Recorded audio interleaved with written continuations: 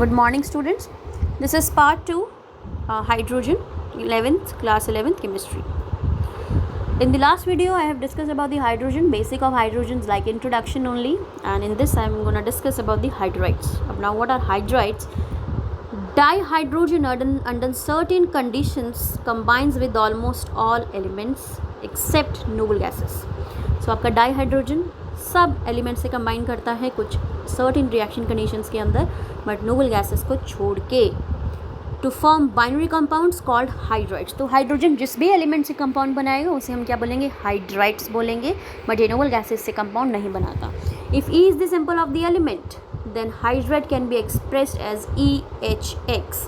अगर ई एलिमेंट का सिंबल है तो हमारा हाइड्राइड इस फॉर्म में रह सकता है. एक्स की वैल्यू वेरी कर सकती है और ई कुछ भी हो सकता है. Suppose if I right E is Mg, then here will be the H2. this is the magnesium hydride. और EMHN भी लिख सकते हैं हम इसको. EMHN भी इसका फॉर्म है. लाइक अगर हम बोरोन का हाइड्राइड लिखे तो B2H6 बनेगा. so this is the hydride of boron. Now the hydrides are classified into three categories: ionic, saline or salt like hydrides, covalent or the molecular hydrides, and metallic or the non-stoichiometric hydrides. Ionic हो गए, covalent हो गए, and third one is the metallic hydrides. Now the first one is ionic or the saline hydride. These are stoichiometric compounds of dihydrogen formed with most of the S block elements which are highly electropositive in character. अब ये जो compounds हैं stoichiometric compounds हैं जिसमें आपकी ratio fix रहेगी. stoichiometric compound है dihydrogen के, जो मोस्टली आयनिक और सलाइन हाइड्राइड किससे बनते हैं? हाइड्रोजन के S block एलिमेंट से बनेंगे, because they are high electropositive in character. Because your S block elements are high electropositive in character, that is why they form ionic or the saline hydrides with the hydrogen. However, significant covalent character is found in the lighter metal hydrides such as LiH.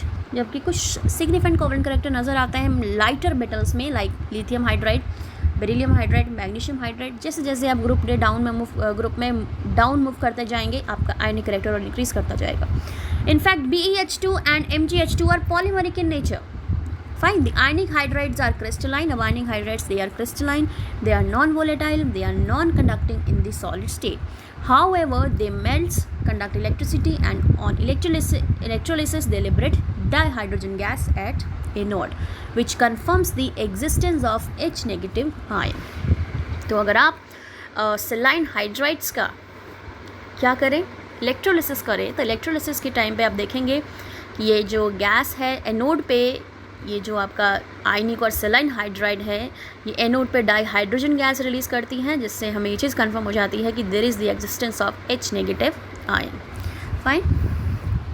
Here is the reaction written over here कि 2H negative लिया, जैसे ही melt करेंगे इसको, या इसकी electrolysis हम कर रहे हैं, because they are ionic, sorry they are solids.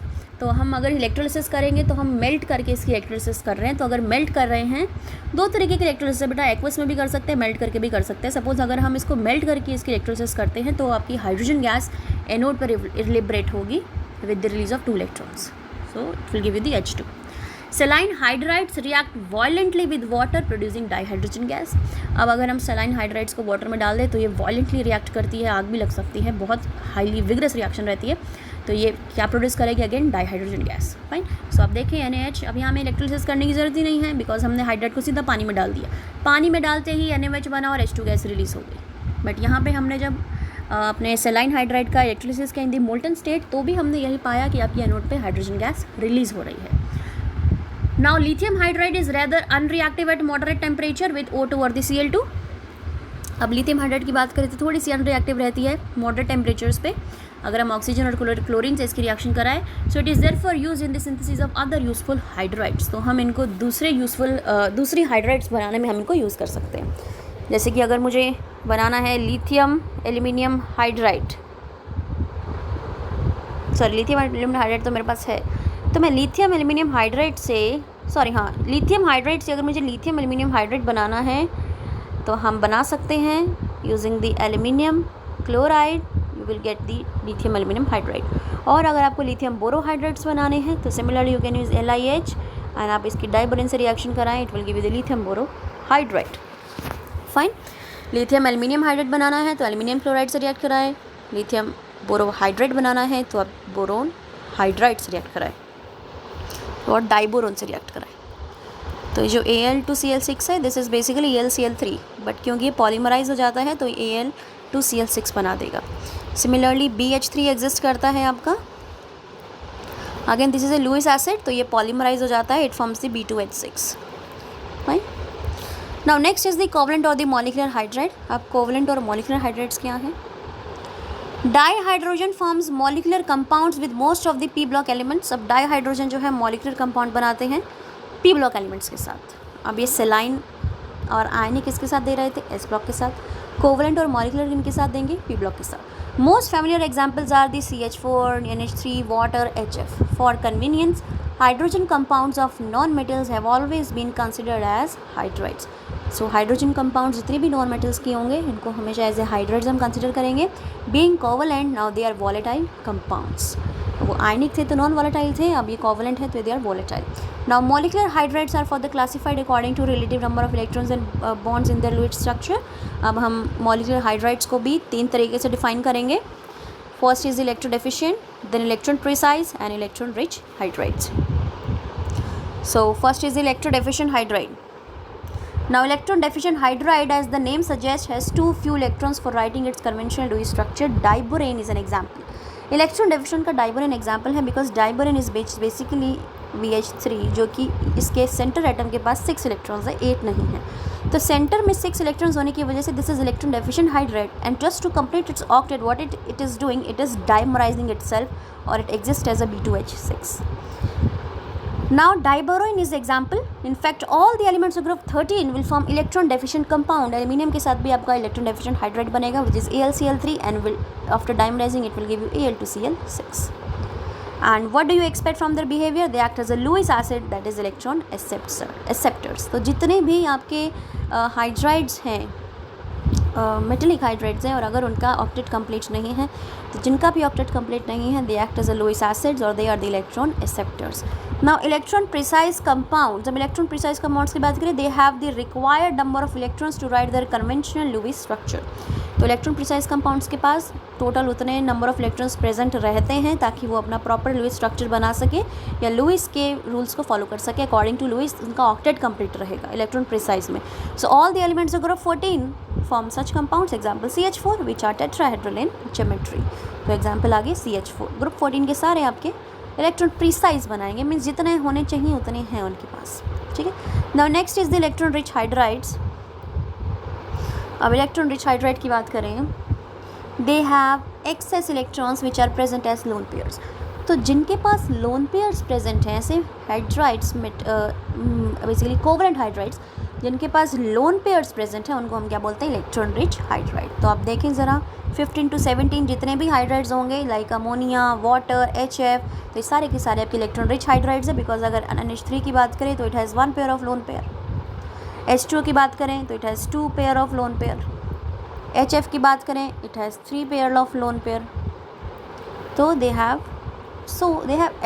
Loan pairs, fine. So जिनके पास लोन पेयर्स हैं वो सारे के सारे इलेक्ट्रॉन रिच हाइड्राइड्स हैं। So what do we expect from the behavior of such compounds? They will behave as a Lewis bases, that is electron donors. तो जितने भी electron rich hydrides हैं जिनके पास lone pairs हैं, what they will do? They can donate their lone pairs. So they are Lewis bases or the electron donors. The presence of lone pair on highly electronegative atom like NOF in hydrides result in hydrogen bond formation between the molecule. This leads to the association of molecules. अब क्योंकि electronegative atoms के ऊपर lone pairs present हैं जैसे कि N हो गया, O हो गया, F हो गया, तो इनके तीनों के ऊपर lone pairs present in the hydride जिसकी वजह से ये मॉलिक्यूल्स आपस में क्या बना लेते हैं? हाइड्रोजन बॉन्ड बना लेते हैं एंड जिसकी वजह से मॉलिक्यूल्स आपस में एसोसिएट हो जाते हैं या जुड़ जाते हैं। इंटरेक्शंस इनके बीच में काफ़ी ज़्यादा हो जाती है और इसकी वजह से इनकी फिजिकल प्रॉपर्टीज़ लाइक अगर अब बॉइलिंग पॉइंट की बात करें तो वो ज़्यादा इंक्रीज़ कर जाता है, right. So this is what? This is electron rich hydrides. Now problem 9.2 it is saying, would you expect the hydrides of NOF to have lower boiling point than the hydrides of their subsequent group member? Give reasons. ठीक है. Now it is solution is what? On the basis of molecular mass of ammonia, water and the HF, their boiling points are expected to be lower than those of the subsequent group member hydrides. अब कह रहे हैं कि NOF के जितने भी group members हैं अगर उनसे मैं इन तीनों का आपस में रिस्पेक्टिव बॉइलिंग पॉइंट कंपेयर करूँ, सपोज अमोनिया का अमोनिया जैसे अमोनिया का नाइट्रोजन के ग्रुप के दूसरे हाइड्राइड से, लाइक N के साथ NH3 बनता है तो नाइट्रोजन के साथ P हो गया तो PH3, फाइन। इस तरीके से नीचे सारे हाइड्राइड्स हो गए इसके ग्रुप के, रिस्पेक्टिव ग्रुप्स के। सिमिलरली ऑक्सीजन की बात करें तो H2O देन H2S, ये उसके उसके ग्रुप के रिस्पेक्टिव हाइड्राइड्स हो गए। सिमिलरली फ्लोरीन के ग्रुप के रिस्पेक्टिव हाइड्राइड्स हो गए। तो इट इज़ आस्किंग कि अगर हम कंपैरिजन करें NOF क्या इनके आपस के ग्रुप से, कि इन तीनों का बॉइलिंग पॉइंट इनके आपस के ग्रुप के मेंबर्स से कंपैरिजन में कैसा रहेगा, ज़्यादा रहेगा या कम रहेगा। तो आंसर होना चाहिए था कि कम रहेगा, बट एक्चुअल में है ज़्यादा होगा। तो अमोनिया का, वाटर का, HF का बॉइलिंग पॉइंट अपने रिस्पेक्टिव मेंबर से हमेशा ज़्यादा रहेगा, बिकॉज इनके बीच में क्या है, हाइड्रोजन बॉन्डिंग है, जिसकी वजह से मॉलिक्यूल्स एसोसिएट हो जाते हैं और आपस में क्लोज आ जाते हैं, इंटरैक्शंस बढ़ जाती हैं। तो इंटरैक्शंस अगर हम चाहते हैं इन तीनों चीज़ों को बॉयल करना, तो आपको इंटरैक्शंस तोड़ने के लिए टेम्परेचर ज़्यादा देना पड़ेगा, और अगर टेम्परेचर ज़्यादा दे रहा है तो बॉइलिंग पॉइंट ऑटोमेटिकली इंक्रीज़ कर गए। So reason is because of the hydrogen bonding their boiling points are higher according to their respective group members, but होना कम चाहिए था, अब एक्चुअल में ज़्यादा है। So due to the higher electronegativity of NOF, the magnitude of hydrogen bonding in their hydrides will be quite appreciable. Hence, the boiling point of ammonia, water and HF will be higher than the hydrides of their subsequent group members. Now next is the metallic or the non-stoichiometric hydrides. अब हम metallic और non-stoichiometric hydride पढ़ेंगे। अब ये hydride कौन बनाते हैं? देखो S हमने पढ़ लिया आयनिक, P पढ़ लिया कोवलेंट, अब बच गया D and F। तो D and F जो हाइड्राइड्स बनाएंगे that will be the metallic और the non stoichiometric hydrides. These are formed by D block or F block elements. However, the metals of group 7, 8, 9 do not form hydride. Even from group 6 only chromium forms CRH. अब 7, 8, 9 group के metals hydride नहीं बनाते। Group 6 की भी अगर हम बात करें तो सिर्फ क्रोमियम बनाता है और क्रोमियम हाइड्राइड बनाएगा। These hydrides conduct heat and electricity though not as efficiently as their parent metals do. अब ये जो हाइड्राइड हैं ये इतना अच्छे से हीट एंड इलेक्ट्रिसिटी कंडक्ट नहीं करते हैं जितना इनके पेरेंट मेटल्स कर लेते हैं। Unlike saline hydrides they are almost always non stoichiometric, ये हमेशा नॉन स्टोइचोमेट्रिक रहेंगे, being deficient in hydrogen. For example अगर हम लेंथेनम की हाइड्राइड की बात करें तो देखें यहाँ पे फ्रैक्शन में है इसकी stoichiometry, that is why it is non stoichiometric. ये टर्बियम की देखें अगेन 2.55 टाइटेनियम, 1.5 to 1 जिरकोनियम। देखें जितना भी यहाँ पे ये हाइड्राइड है ये सारा का सारा यहाँ पे पॉइंट्स में है, यानी कि ये नॉन स्टोइचोमेट्रिक है। ठीक है ना, अब ऐसा क्यों है, ये हमेशा हाइड्रोजन में डेफिशिएंट ही रहेंगे। So that is why they are showing the non स्टोइचोमेट्रिसिटी।